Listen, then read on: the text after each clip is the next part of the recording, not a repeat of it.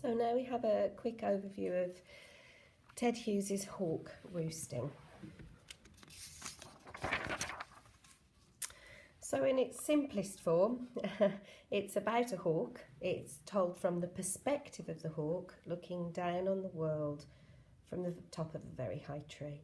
And in the first two stanzas, the hawk speaks directly to the reader. It's in first person about the tall trees, the sun's rays, the air's buoyancy. And what becomes clear is that this bird of prey believes that all of this has been created for him, for his ease. Stanzas 3 and 4 describe the hawk's claws and feathers, his talons, and how he enjoys killing. Actually, it's more than that. It's his function. It's his job. He describes it directly. There is little sort of descriptive language because that's just the way it is. And he speaks as if he's the master of all creation. So we get a real sense of authority and arrogance of this bird. In terms of the mood and the tone of this poem, it's very direct, very uncompromising. The hawk believes it's right. The hawk believes that nature is set out for his use, and obviously that offers some good points of comparison with some of the other nature poems. The final stanza of the poem describes the hawk again, perched high in the woods with the sun behind him. Now, that's a key to the poem, the position of the sun. You need to consider why the sun is behind him, because Hughes obviously used that preposition behind for a reason, trying to suggest something about the hawk. It's no accident. It's almost like nature is set out for his use. The poem doesn't refer specifically to conflict, but the focus on hunting and killing means I suppose you could compare it with other examples of conflict poetry. It is a complex poem, and there are lots and lots of different interpretations. You know, the most obvious one, the thing that people use most often, is that he was like a sort of Hitler figure, this hawk, but Hughes said he wasn't trying to write about Hitler. Nature is one of the clear themes in the poem, and this hawk is a merciless killer. And the possessive personal pronouns, the repetition of those possessive personal pronouns show this, as does the militaristic tone. Ever so slightly, there's a militaristic tone to some of the stanzas. And he can do everything without his senses. You know, he says, "My eyes closed, in action, no falsifying dream." So the bird is clearly being explored as being superior to man, and this affects how he thinks and he looks at things. There's a real strength of voice in this poem, which matches the characteristics of the bird.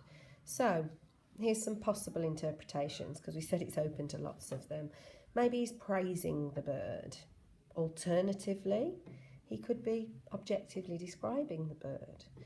Possibly all these words that suggest doubt, you know, we don't know for definite, and in your poetry response you shouldn't say it does, it demonstrates, it shows, but it suggests, it could imply the bird's a metaphor for the extreme state of mind of a potential human killer.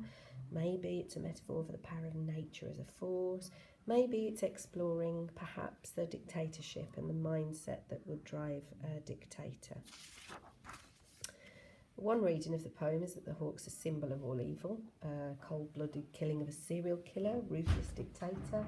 However, regarding this interpretation, Hughes did make the following comment about hawk roosting. The poem of mine usually cited for violence is the one about the hawk roosting. This drowsy hawk sitting in a wood talking to itself. That bird's accused of being a fascist, the symbol of some horrible, totalitarian, genocidal dictator. Actually, what I had in mind is that in this hawk, nature is thinking. Simply, nature. So obviously you have the links to the nature poems if that comes out. So the poem deals with power, violence, nature, and control. It's interesting that the punctuation adds to the sense of control, uncertainty, and arrogance. There is some enjambment, but largely in the poem, These statements are finite, they're not debatable, they're presented to us as the way it is. The hawk's telling the simple truth. So we've got 6 stanzas, 4 lines, quatrains, and it could imply the rigid control that the hawk has over its dominion. I hold creation in my foot. These declaratives that suggest that it controls life and death through its power, a very merciless viewpoint, and the lack of decorative imagery, gives it that cold sense. My eye will permit no change, tearing off heads. It's a very efficient killer. It's a functional creature. It's a perfect creation. My hooked head, my hooked feet. And startlingly, when it could go through the bones of the living, it suggests even perhaps that the bird might be a threat to man. The structure is perfectly balanced, just like the hawk's ability, and its interaction with nature is perfectly balanced. The language is brutal and very, very realistic. We get the sense that the hawk's telling the plain and simple truth. It talks about perfect kills, tearing off heads. It can make the hawk seem very, very cold, almost psychopathic. There's also the language of power and control, though those possessive pronouns repeated throughout I, my. The hawk sees itself, as I said earlier, of holding creation in my foot from its vantage point at the top of the wood. We get that sense of overwhelming ego there. And, there's a lack of need to hurry along this creature's message in these statements.